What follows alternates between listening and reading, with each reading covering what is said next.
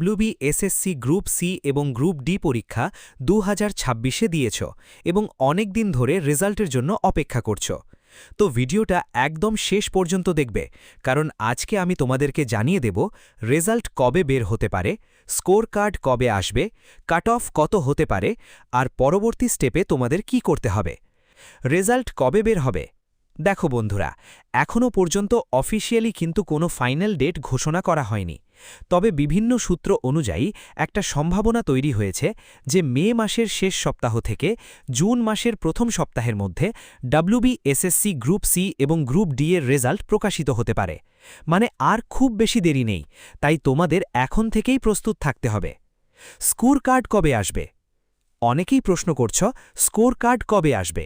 তো পরিষ্কার করে বলি, স্কোর কার্ড সাধারণত রেজাল্ট বের হওয়ার পরেই দেওয়া হয়। অর্থাৎ তোমরা আগে রেজাল্ট পাবে, তারপর কিছুদিনের মধ্যেই স্কোর কার্ড চেক করতে পারবে অফিসিয়াল ওয়েবসাইটে। কাট অফ কত হতে পারে এক্সপেক্টেড?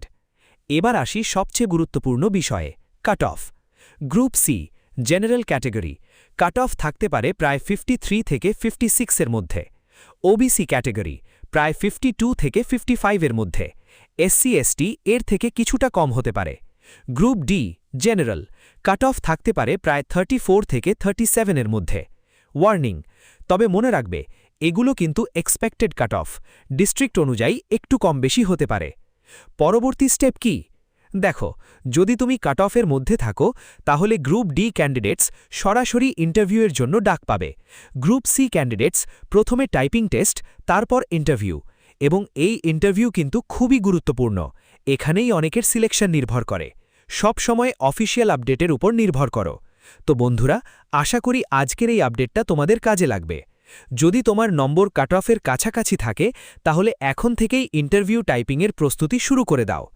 ভিডিওটা যদি ভালো লেগে থাকে একটা লাইক করে দিও, আর বন্ধুদের সাথে শেয়ার করে দিও, আর কমেন্টে জানাও তোমার কত